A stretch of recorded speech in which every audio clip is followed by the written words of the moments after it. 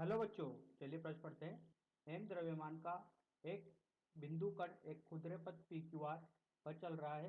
कण और पथ के बीच घर्षण गुणांक म्यू है। कण पी से छोड़े जाने के बाद आर पर पहुंच कर रुक जाता है। पथ के बाद पी क्यू और क्यू आर पर चलने में कण द्वारा खर्च की गई ऊर्जा बराबर है। पी क्यू से क्यू आर तक होने वाले दिशा बदलाव में कोई ऊर्जा खर्च नहीं होती। तब म्यू और दूरी क्यू आर के मान लगभग है क्रमशः।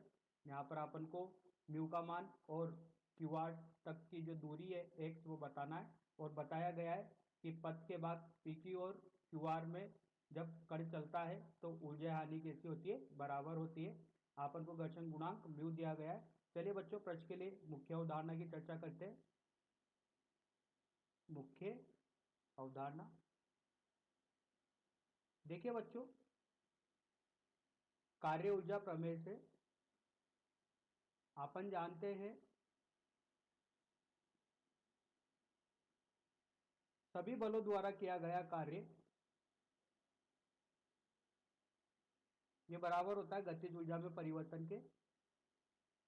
और जैसा जानते हैं संरक्षी बलों द्वारा किया गया कार्य ये बराबर होता है ऋणात्मक स्थितिज ऊर्जा में परिवर्तन के।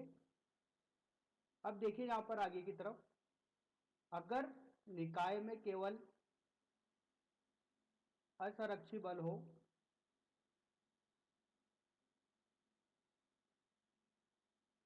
तथा निकाय में केवल बाह्य बल हो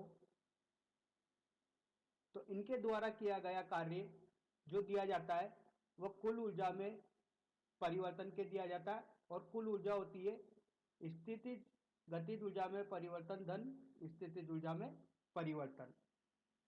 तो इस तरीके से अपन बोल सकते हैं कि कार्य सुरक्षित बलों द्वारा कार्य बाह्य बलों द्वारा किया गया कार्य ये बराबर होता है कुल ऊर्जा में परिवर्तन के। अगर आपन का गतिज ऊर्जा में परिवर्तन शून्य है और बाह्य बल द्वारा किया गया कार्य शून्य है तो कार्य असंरक्षित बलों द्वारा यह बराबर होगा स्थितिज ऊर्जा में परिवर्तन के। कोई एक ऐसा निकाय है जिसमें अपन का गतिज ऊर्जा में परिवर्तन नहीं हो रहा और कोई बाह्य बल उपस्थित नहीं है तो उसके द्वारा जो कार्य होगा वो कैसा होगा, शून्य होगा। तो बाह्य बल द्वारा कार्य शून्य हो गया और गतिज ऊर्जा में परिवर्तन शून्य हो गई तो संरक्षी बलों द्वारा किया गया कार्य यहां पर अपने पास आएगा स्थितिज ऊर्जा में परिवर्तन के। ये ऐसा अपन ने माना है। कार्य ऊर्जा प्रमेय केवल ये बताती है अपन को सभी बलों द्वारा किया गया कार्य गतिज ऊर्जा में परिवर्तन के होता है। चलिए बच्चों, इस मुख्य अवधारणा के आधार पर अपना प्रश्न हल करते हैं और एक चित्र का निर्माण करते हैं दी गई स्थिति के अनुसार। ये ओ पी क्यू आर, यहाँ एक पिंड रखा हुआ है, इसका द्रव्यमान m है। ये पिंड यहाँ पर आता है, इसका द्रव्यमान m है। इस पर बल लग रहे हैं, इसका mg इधर की तरफ, ये कोण थीटा, तो ये भी कोण थीटा हो जाएगा। इस बल के घटक करते हैं ऊर्ध्वाधर और क्षैतिज। इधर होगा mg कोस थीटा, प्रतिक्रिया बल R1, घर्षण पीछे की तरफ लगेगा। अगर ये बल mg साइन थीटा इसको नीचे की तरफ ला रहा है और इसका मान ज्यादा है तो इसको K1 नाम दे देते हैं। इस तरीके से अगर क्षैतिज स्थिति में बात की जाए तो इसका भार mg नीचे की तरफ, प्रतिक्रिया बल R2 और इस पर घर्षण पीछे की तरफ K2। देखिए बच्चों, अपन को क्वेश्चन में बोला गया है कि ऊर्जा वे पी क्यू में ये बराबर है ऊर्जा वे क्यू आर में। तो जितनी ऊर्जा पी क्यू रास्ते में व्यय हो रही है उतनी ऊर्जा क्यू आर रास्ते में व्यय हो रही है। तो यहां पर जो कार्य होगा पी क्यू रास्ते का, वही कार्य किसके बराबर होगा, क्यू आर रास्ते का। कार्य ऊर्जा प्रमेय से कार्य होता है बल गुणा विस्थापन। तो पी क्यू का कार्य लिखा, इसी तरीके से क्यू आर का कार्य लिखते हैं अपन। कार्य किसके द्वारा हो रहा है, यहां पर घर्षण बल के द्वारा कार्य हो रहा है, तो घर्षण बल का कार्य यहां पर लिखते हैं एफ K1 गुणे विस्थापन पी क्यू है, एफ K2 गुणे क्यू आर विस्थापन है। अगर यहां पर घर्षण बल लिखते हैं तो वो होता है mu M G cos theta into P Q बराबर mu M G Q R. देखिए घर्षण बल F बराबर होता है म्यू आर, आर का मान एम जी कोस थीटा है, तो यहां से होगा mu M G cos theta. ये जब नत तल पर रखा है, क्षैतिज तल के लिए घर्षण बल होता है म्यू एम जी के बराबर होता है, क्योंकि आर यहाँ पर एम जी के बराबर है। अब देखिए अगर इसको अपन हल करते हैं तो कोस थीटा पी क्यू बराबर हो जाएगा क्यू आर के, यहाँ से म्यू एम जी से म्यू एम जी कट हो जाएगा। आगे की तरफ हल करने पर अपन को मिलता है, देखिए क्यू आर बराबर कोस 30 का मान वर्गमूल 3/2 और पी क्यू की वैल्यू यहां पर अपन को इसके साथ गुणा करनी पड़ेगी। ये समीकरण नंबर 1। त्रिभुज ओ पी क्यू में देखते हैं, ओ पी क्यू त्रिभुज में देखते हैं, साइन 30 का मान जो दिया जाएगा ओ पी बटे पी क्यू से दिया जाएगा, तो यहां से पी क्यू बराबर होगा 2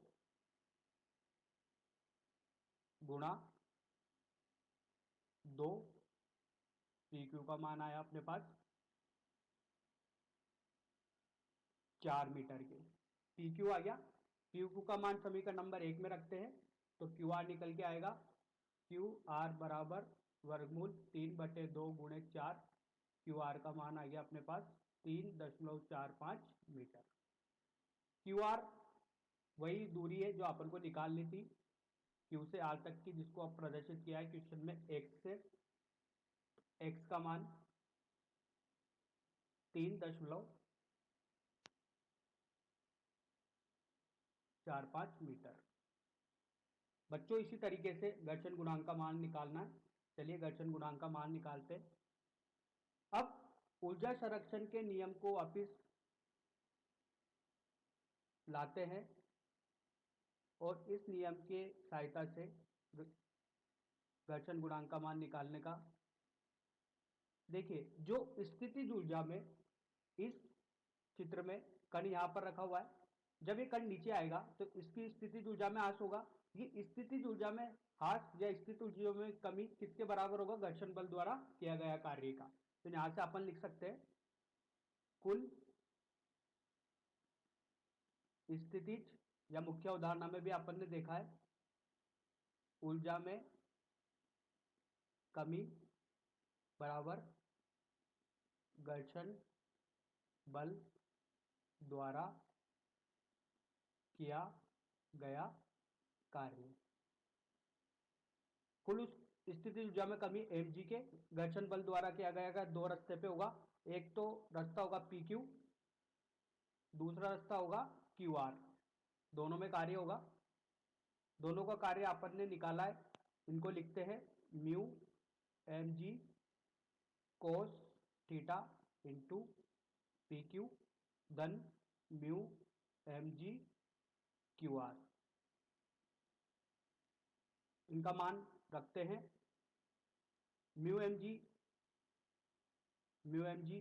एम जी कट जाएगा, यहाँ पर बचेगा एच का मान अपन को चूंकि 2 दिया गया है 2 मीटर, तो 2 बराबर म्यू वर्गमूल 3/2 कोस 30 का मान, पी क्यू का मान 4 निकाला, धन म्यू सामान्य उभयनिष्ठ राशि बाहर ले ली, एम जी कट गया, क्यू आर का मान अपन ने निकाला, इसको रखते हैं अपन 2 वर्गमूल 3 से। इसको यहाँ पर हल करने पर मिलेगा 2 वर्गमूल 3। तो इस समीकरण को जब हल करते हैं तो म्यू का मान मिलता है अपन को 1/2 वर्गमूल 3, ये होगा 0.29। इस प्रश्न के लिए घर्षण गुणांक का मान निकाल चुके हैं। इसके लिए अपन ने लगाया ऊर्जा संरक्षण का नियम, कुल स्थितिज ऊर्जा में कमी बराबर घर्षण बल द्वारा किया गया कार्य। ऐसा अपन ने यहाँ पर मुख्य उदाहरणों में भी देखा था। तो बच्चों, आशा करता हूँ आपको यह समझ में आया होगा। धन्यवाद।